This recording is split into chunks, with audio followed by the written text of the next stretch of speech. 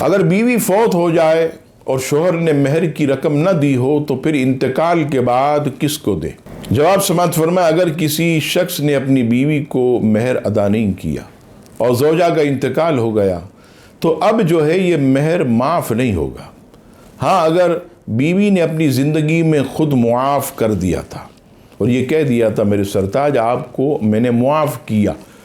تو پھر معاف ہے، اور اگر معاف نہیں کیا اور شوہر نے ادا نہیں کیا تو اب اس کے انتقال کے بعد اس کے ورثاء کو